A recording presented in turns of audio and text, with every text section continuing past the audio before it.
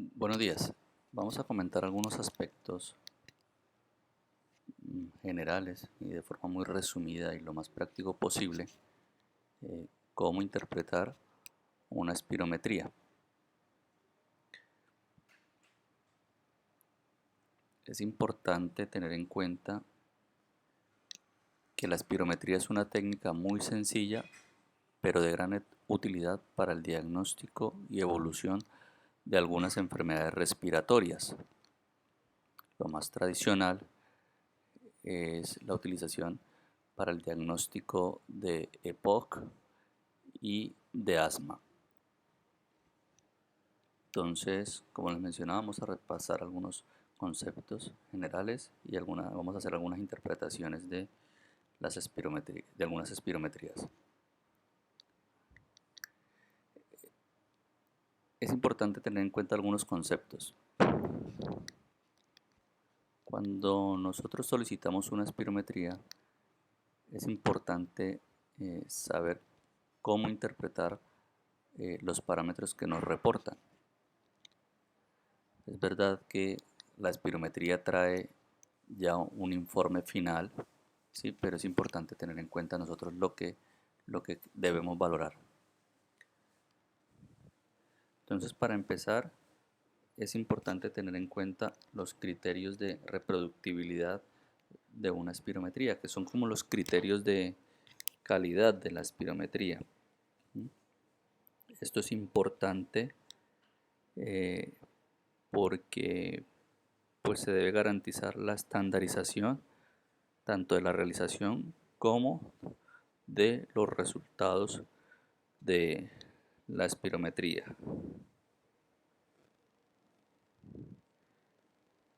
Entonces es importante, para hablar de reproductibilidad, hay que tener en cuenta tres parámetros. Uno es el inicio súbito o brusco de la fase expiratoria, que es esto que estoy señalando acá, ¿sí? Hay una pendiente que se inicia de forma súbita, ¿sí? Ese es el primer parámetro que hay que tener en cuenta.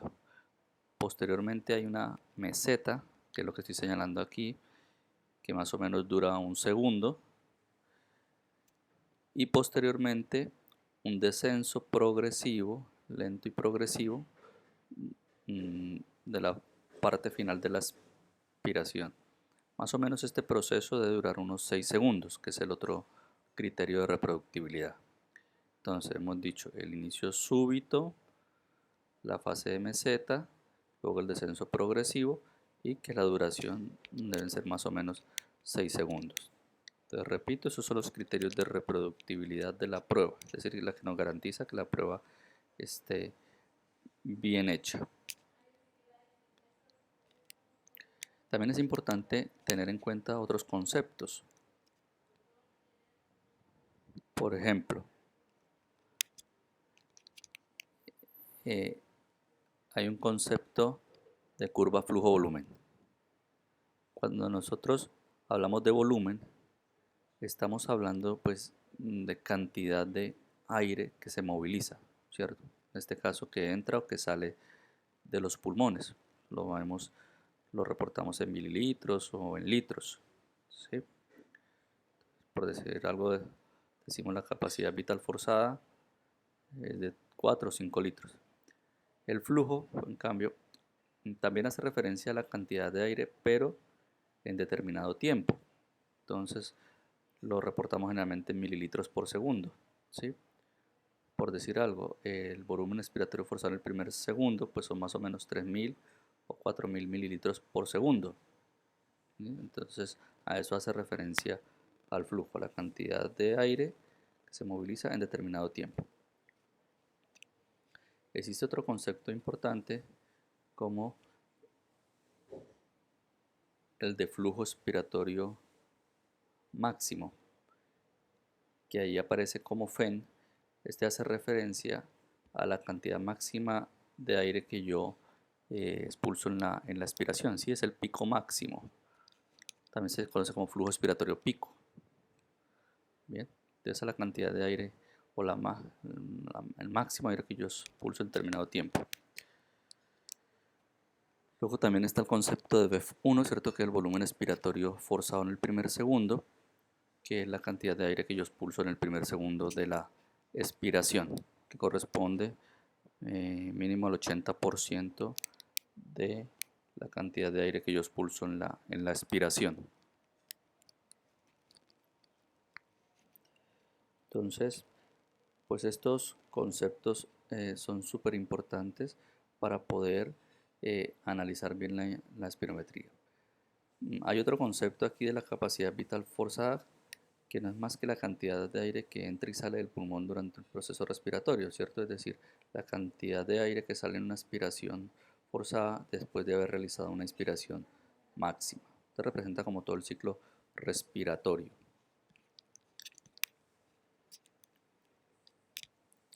Otro aspecto a tener en cuenta es que la parte superior de la espirometría, si el gráfico superior corresponde a la parte expiratoria o curva expiratoria, y la parte inferior corresponde a la curva inspiratoria, ¿no? Entonces, vuelvo repito, la parte superior es la curva expiratoria y la parte inferior la curva inspiratoria.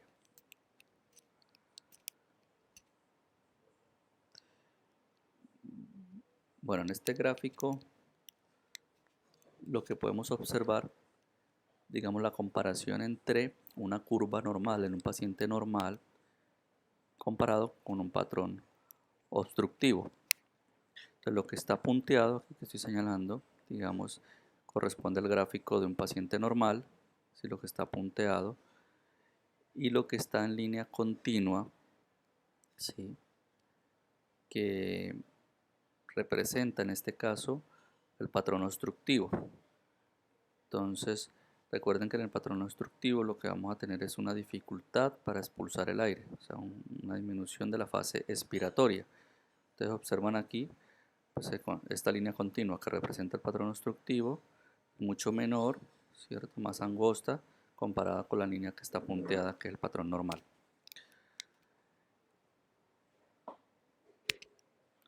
Aquí es diferente, aquí estamos representando un patrón restrictivo. Aquí en el patrón restrictivo lo que tenemos es una incapacidad tanto para la entrada de aire como para la expulsión del aire, ¿cierto? Esto es típico en pacientes con enfermedades de la pared torácica, con enfermedades neuromusculares. Estos pacientes tienen una incapacidad, poca fuerza, por decirlo de alguna manera, para lograr que entre un adecuado volumen de aire a los pulmones y por tanto pues la cantidad de aire que van a expulsar también va a estar disminuida. Entonces el gráfico lo que va a representar es eso, una disminución tanto de la expiración como de la inspiración. ¿Sí?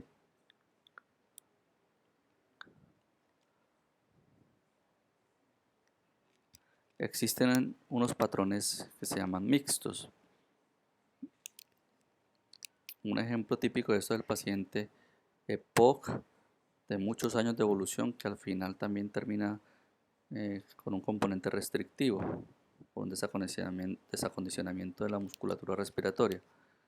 Entonces la parte inspiratoria es típica del patrón restrictivo y la expiratoria típica del patrón obstructivo. Entonces, esto sería un patrón mixto.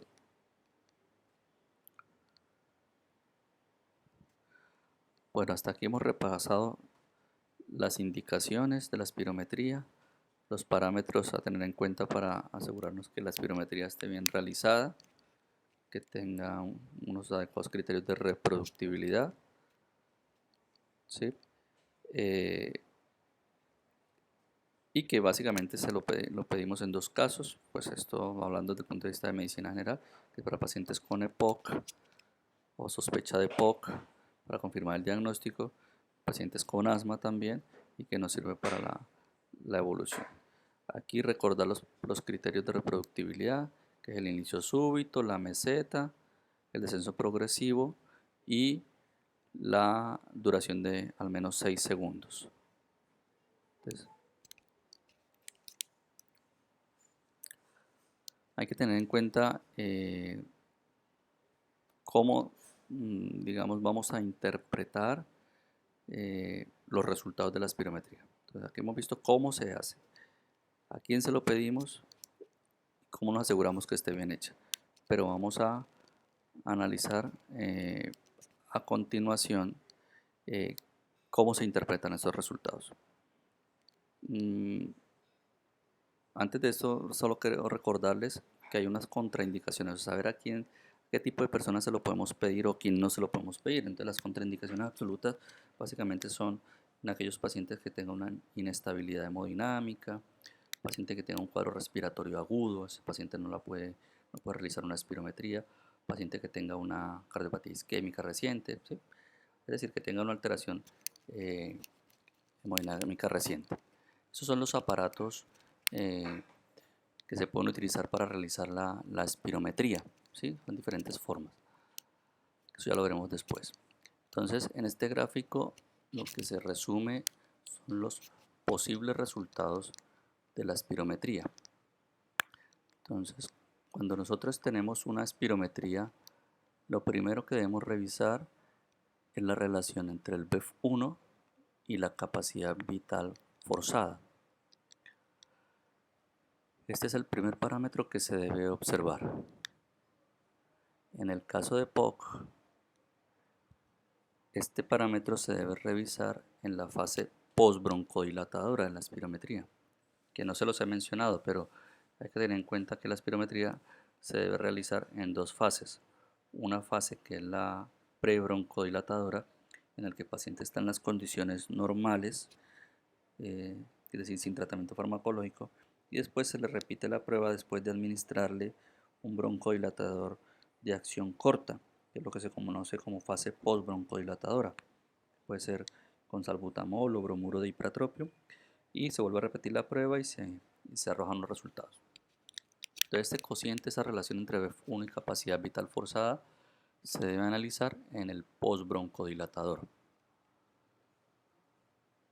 Entonces, nosotros tenemos dos opciones. Una es que esa relación sea igual o mayor al 70%.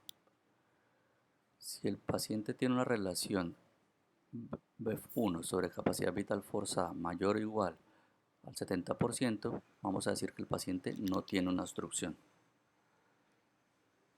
Porque el criterio de obstrucción es que esa relación sea menor del 70%.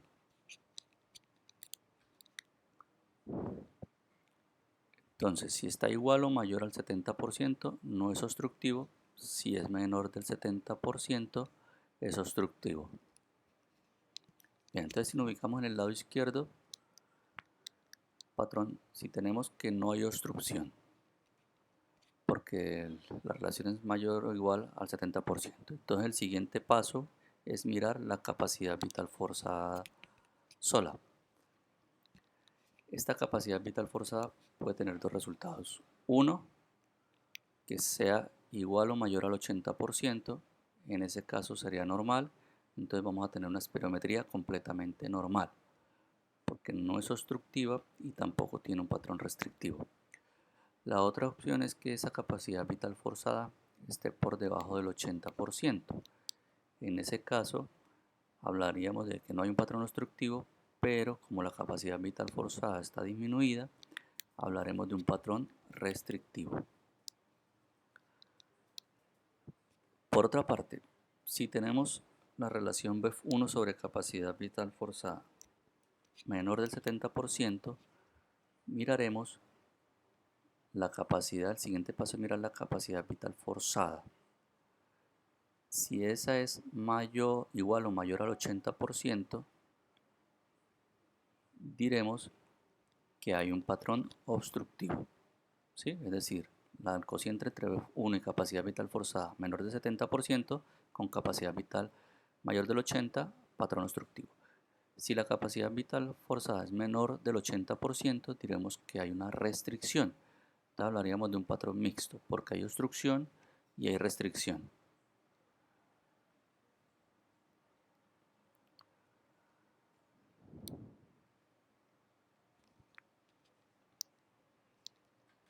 Bueno, entonces ahora vamos a a revisar algunas espirometrías, ¿sí? Para aplicar lo que hemos mencionado hasta el momento. Ya revisamos a quién se la vamos a pedir, cómo nos aseguramos que tenga una buena calidad la prueba y qué posibles resultados vamos a tener.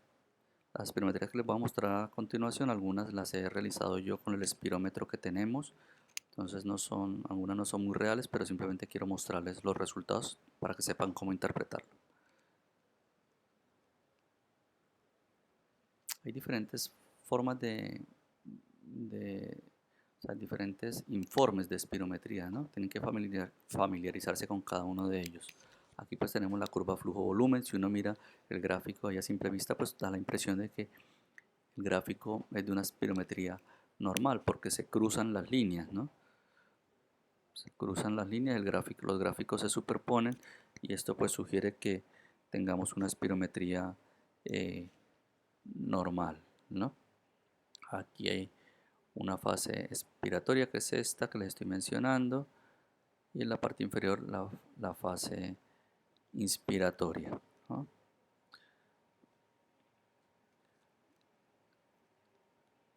Entonces luego nos vamos a la relación entre el BEF1 y la capacidad vital forzada.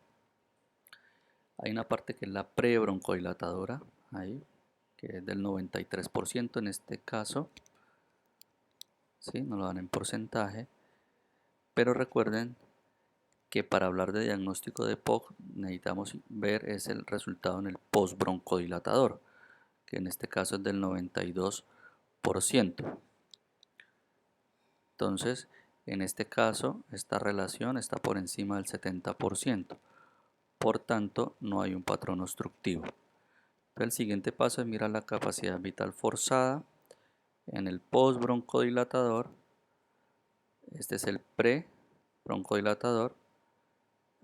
Tenemos que irnos al postbroncodilatador, que es del 106%, es decir, está por encima del 80%. O sea que es una espirometría completamente normal, porque la relación BEF1 capacidad vital forzada es normal y la capacidad vital forzada también es normal. Esta siguiente espirometría es otro ejemplo. Miramos la relación en el postbroncodilatador, en este caso es de 43%, o sea, es menor del 70%. Por tanto decimos que hay una obstrucción. Luego nos vamos a la capacidad vital forzada. En el postbroncodilatador es del 68%, o sea que también está disminuida. En este caso hablaríamos de que tenemos obstrucción y restricción, o sea, sería un patrón mixto.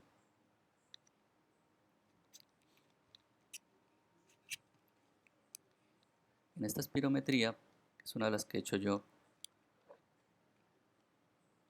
aquí simplemente les quería mostrar que esta espirometría, por ejemplo, no la podemos interpretar porque tenemos solo la fase prebroncodilatadora, ¿sí?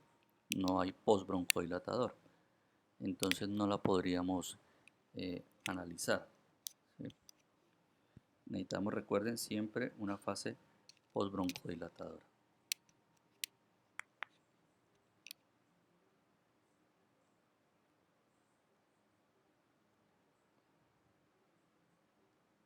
Tenemos una espirometría, otra espirometría que es así, tiene una fase pre y postbroncodilatadora, ¿sí? Miramos la relación BEF1 capacidad vital forzada prebroncodilatadora, que es de 64, 64%, perdón, sí, la relación en el prebroncodilatador es del 64%, pero en el postbroncodilatador es del 65%.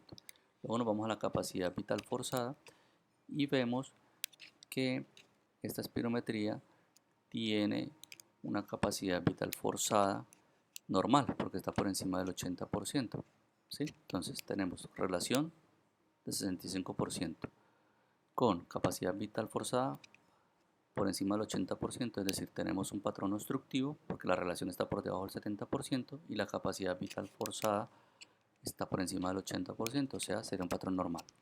Entonces aquí habría que clasificarlo, ya como tenemos el patrón obstructivo, clasificarlo según la clasificación GOL. Vamos y miramos el BEF1, ¿sí? Que vamos a revisarlo aquí, BEF1, postbroncodilatador, lo buscamos en el postbroncodilatador, que es este, ¿sí? Y vemos que está en 75%. Entonces tenemos un BEF1 en el postbroncodilatador que es del 75%, es decir, este paciente lo podríamos clasificar como un GOL 2, ¿cierto? O sea, una obstrucción moderada, ¿no? Será un EPOC con un GOL 2 o moderado. ¿Okay? Entonces esta es una forma muy sencilla de interpretar la espirometría.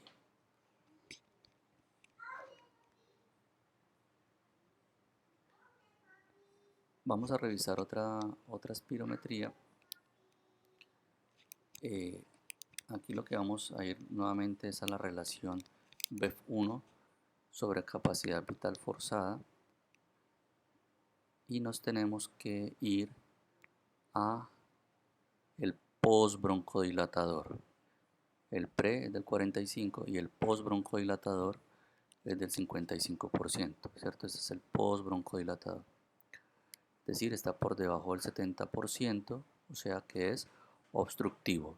Luego miramos la capacidad vital forzada en el postbroncodilatador y nos damos cuenta que esa capacidad vital forzada está disminuida, está por debajo del 80, o sea, sería también un patrón restrictivo. Entonces tiene obstrucción y tiene restricción, por tanto, estaríamos hablando de un patrón restrictivo, mixto, perdón, porque tiene obstrucción y tiene restricción. Entonces hablamos de un patrón mixto en esta espirometría. ¿Sí?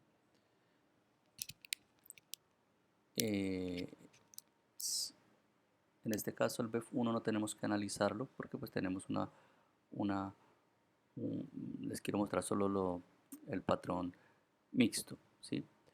Luego analizaremos en esta otra, vamos a analizar nuevamente la relación entre BEF1 y capacidad vital forzada, que en este caso en el postbroncodilatador es del 95%, es decir, está por encima del 70%, o sea que no es obstructivo.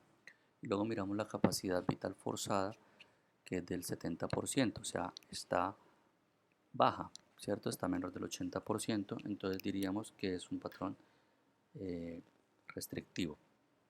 Vamos a mirar esta otra espirometría en donde miramos el cociente, que es de 88%, o sea, no es obstructivo. Miramos la capacidad vital forzada, que es de 28, o sea que está baja, o sea que sería un patrón restrictivo. Estas espirometrías ya son reales, son de pacientes reales míos. Entonces quiero mostrarles aquí, pues hay una curva, las curvas flujo-volumen, hay tres gráficos, ahí hay una de color rojo que es la normal, la verde y la azul son las que hizo el paciente. Hay una fase pre y postbroncodilatadora, ¿sí? Entonces lo que vamos a mirar primero es la relación BEF1 sobre capacidad vital forzada. Nos vamos al postbroncodilatador, que es del 83%. Entonces está por encima del 70%. O sea que no es un patrón obstructivo, no hay obstrucción.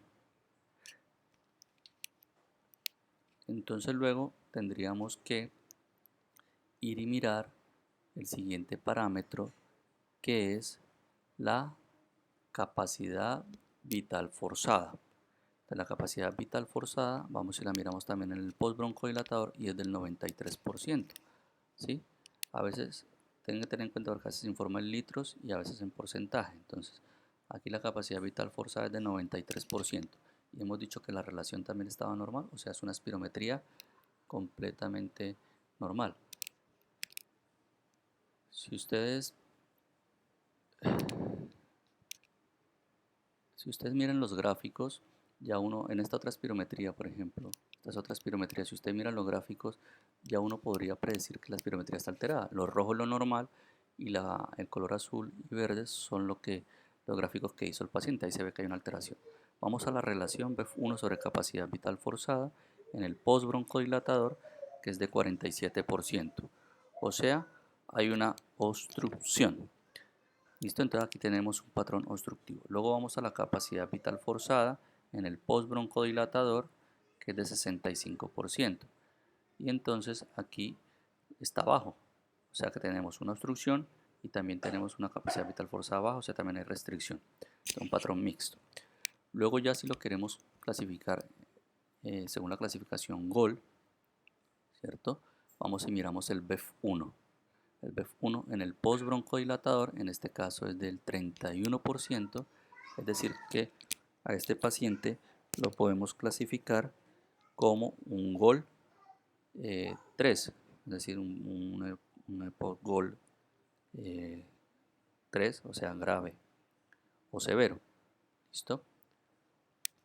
Entonces, esta es la forma de clasificarlo según GOL. Aquí hay otra espirometría también. Vamos y miramos la relación BEF1 y capacidad vital forzada. Vamos al postbroncodilatador, es de 94%, o sea, no hay obstrucción. Vemos la capacidad vital forzada en el post, que es de 61, o sea, está baja. Por lo tanto, sería un patrón restrictivo. Bueno, a grandes rasgos, esta es la forma en que se analizan las espirometrías. Hemos repasado a quién se le deben realizar, qué características deben cumplir para saber si está bien hecho o no. Y pues la interpretación, que es muy fácil, es mirar primero la relación, ¿cierto? Entre el BEF1 y la capacidad vital forzada, y luego mirar la capacidad vital forzada, siempre en el postbroncodilatador. Aquí vuelvo y se los pongo. La relación, que puede ser obstructivo si es menor del 70%, en ese caso mirar la capacidad vital forzada. Si esa es normal, pues será un patrón obstructivo. Si está baja esa capacidad vital forzada, pues hablaremos de patrón restrictivo, entonces sería un patrón mixto porque tiene obstrucción y restricción. Lo contrario pues pasa cuando no hay obstrucción, ¿no? Si es por encima del 70% esa relación BEF1 capacidad vital forzada, pues hablamos de que no hay una obstrucción. Esos son los dispositivos y es importante, quería terminar con esto para mostrar los dispositivos que tenemos, que hay muchas opciones y se acomodan a cada paciente, ¿sí? Digamos, este que está aquí en el borde superior izquierdo es el más tradicional, que es como una L, esa tapita hay que quitársela, ¿sí? Ese dispositivo se debe agitar, se debe como revolver antes de utilizar y se quita esta tapa, vuelvo insisto, y luego se debe sincronizar la inspiración